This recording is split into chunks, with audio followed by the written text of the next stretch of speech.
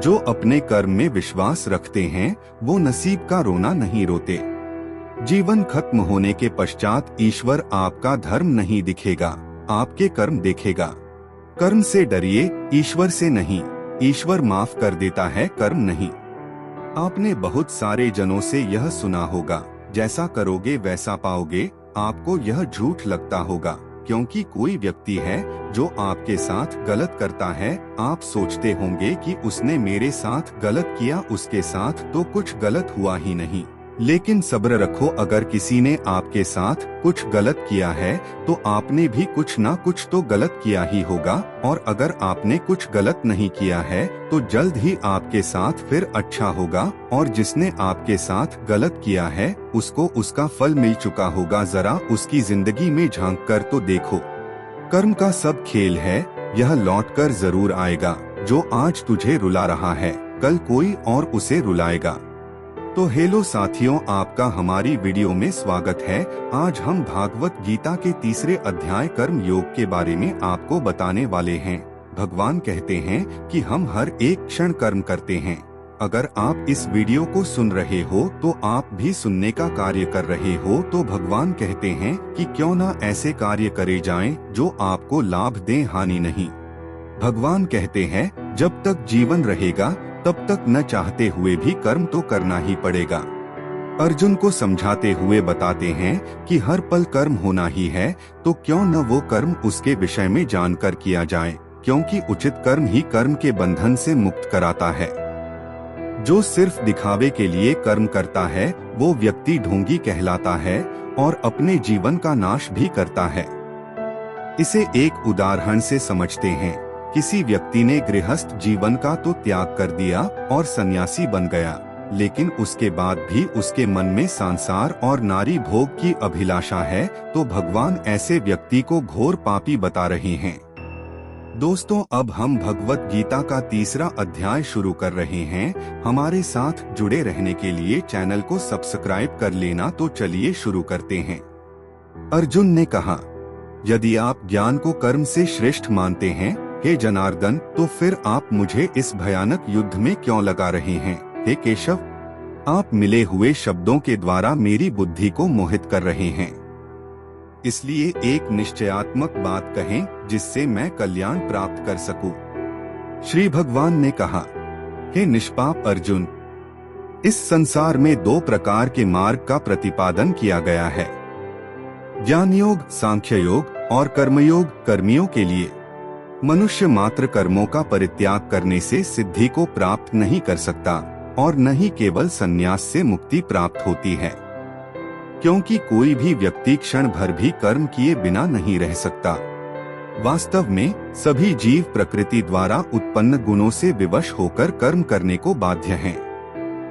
जो व्यक्ति इंद्रियों को तो संयमित कर लेता है लेकिन मन से इंद्रियों के विषयों में संलिप्त रहता है, वह मिथ्याचारी कहलाता है।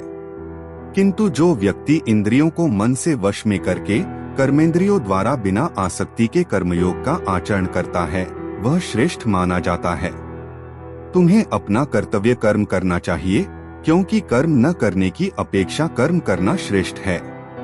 निष्क्रियता से तुम्हारा शरीर निर्वाह भी नहीं होगा। इस संसार में सभी कर्म यज्ञ के निमित्त किए जाने चाहिए, अन्यथा वे कर्म बंधन का कारण बन जाते हैं। इसलिए हे कौन्तेय, आसक्ति रहित होकर यज्ञ के लिए कर्म करो। प्रजापति ने प्रारंभ में प्रजाओं को उत्पन्न करके यज्ञ के साथ कहा था कि तुम इस यज्ञ के द्वारा पुष्टि पाओ और यह यज्ञ तुम्हें मनोवांछित वस्तुएं प्रदान करे। इस यज्ञ से तुम देवताओं को पुष्टि दो और वे देवता तुम्हें पुष्टि देंगे। इस प्रकार परस्पर पुष्टि करते हुए तुम परम कल्याण को प्राप्त करोगे। देवता तुम्हारे लिए इच्छित भोग प्रदान करेंगे, किंतु जो व्यक्ति केवल भोगों को लेकर उन्हें लौटाता नहीं, वह चोर माना जाता है। जो भक्तिभाव से अर्पण किए गए अन्न को खाते हैं, वे सभी पापों से मुक्त हो जाते हैं, किंतु जो अन्यथा भोजन पकाते हैं, वे पाप खाते हैं।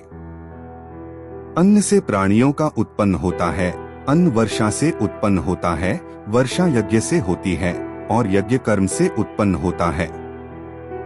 जान लो कि कर्म ब्रह्मा से उत्पन्न होता है और ब्रह्मा अक्षर से उत्पन्न हुआ है। इसलिए सर्वव्यापी ब्रह्मा सदा यज्ञ में प्रतिष्ठित है। जो व्यक्ति इस संसार में इस प्रकार के कर्मचक्र में प्रवृत्त नहीं होता, हे पार्थ, वह पापपूर्ण जीवन जीता है, इंद्रियों के भोगों में लिप्त होता है और व्यर्थ जीवन बिताता है। किंतु जो आत्मा में रमण करता है, आत्मा में तुष्ट होता है और आत्मा में संतुष्ट होता है, उसके लिए कर्तव्य नहीं रहता। ऐसे व्यक्ति के लिए इस संसार में कोई प्रयोजन नहीं रहता, न करने से और न करने से। उसके लिए सब प्राणी निष्क्रिय हो जाते हैं।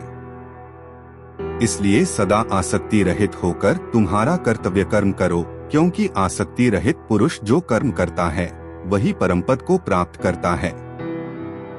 जनक आदि ने भी कर्म द्वारा ही सिद्धि प्राप्त की थी। इसलिए कर्म करो और दूसरों को शिक्षा देने के लिए भी। जैसा श्रेष्ठ पुरुष करता है वैसे ही अन्य लोग भी करते हैं। वह जो प्रमाणित करता है उसे सब लोग मानते हैं। हे पार्थ, मुझे तीनों लोकों में कोई कर्तव्य नहीं है और न कुछ अप्राप्त है, फिर भी मैं कर्म करता हूँ। हे पार्थ, यदि मैं सावधानी से कर्म नहीं करता तो सब लोग मेरे मार्ग का अनुसरण करेंगे।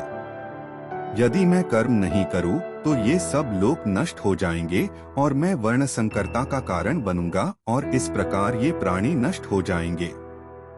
जैसे अज्ञानियों का आसक्ति से कर्म में अभिरुचि होती है, वैसे ही ज्ञानी भी आसक्ति रहित होकर लोक संग्रह के लिए कर्म में प्रवृत्त होते हैं। ज्ञानी को चाहिए कि वह अज्ञानी कर्मयोगियों में भ्रम उत्पन्न न करे। उन्हें स्वयं सभी कर्मों में स्थित होकर युक्त कर देना चाहिए। संपूर्ण कर्म प्रकृति के गुणों द्वारा ही किए जाते हैं। किंतु अहंकार से मोहित हुआ मनुष्य सोचता है, मैं करता हूँ। हे महाबाहो, जो तत्व को जानता है वह जानता है कि गुण और कर्मों के भेदों को पहचानता है और यह जानकर कि गुण ही गुणों में व्यवहृत होते हैं, आसक्त नहीं होता। किंतु जो अज्ञान से मोहित होते हैं वे प्रकृति के गुणों में आसक्त हो जाते हैं। जो जानकार हैं वे उनको विचलित नहीं करते। हे धनंजय, सभी कर्मों को मुझ में अर्पण करके, मुझ में मन बुद्धि स्थित करके निस्संदेह और निर्विकार होकर युद्ध करो। जो लोग सदा इस धर्म का पालन करते हैं और उसमें श्रद्धा रखते हैं, वे कर्मों के द्वारा भी मोक्ष को प्राप्त होते हैं। किंतु जो लोग मेरी इस शिक्षा का पालन नहीं करते, उन्हें तत्व से रहित, बुद्धिहीन और नष्ट समझो। सब प्राणी अपनी अपनी प्रकृति के अनुसार कार्य करते हैं।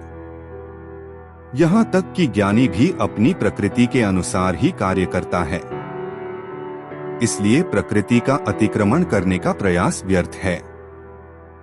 इंद्रियों के लिए राग द्वेष निश्चित हैं। मनुष्य को उनके अधीन नहीं होना चाहिए, क्योंकि वे उसके मार्ग में विघ्न उत्पन्न करने वाले शत्रु हैं। स्वधर्म में मरना भी कल्याणकारक है, जबकि परधर्म भय उत्पन्न करने वाला है।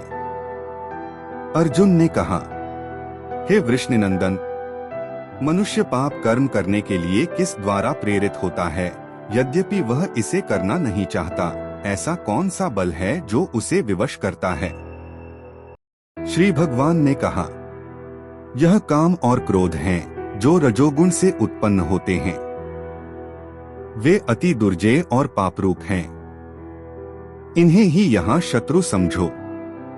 जैसे आग को धुआं ढक लेता है, जैसे दर्पण को धूली ढक लेती है और जैसे गर्भ अंड को ढक लेता है, वैसे ही यह ज्ञान काम द्वारा ढका जाता है।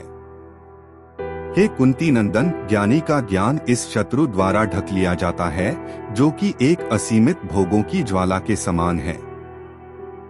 इंद्रिया, मन और बुद्धि इस काम का स्थान है। इनसे युक्त होकर यह काम जीव के ज्ञान को ढंकर उसे भ्रमित करता है। इसलिए हे भारत श्रेष्ठ, पहले इंद्रियों को वश में करके इस पापरूपी काम का नाश करो, जो ज्ञान और विज्ञान का संहारक है। इंद्रियां मन से श्रेष्ठ कही जाती हैं, मन बुद्धि से श्रेष्ठ कहा जाता है और वह आत्मा बुद्धि से भी श्रेष्ठ है। इस प्रकार हे महाबाहो, आत्मा द्वारा मन को वश में करके इस कामरूप महान शत्रु का नाश करो।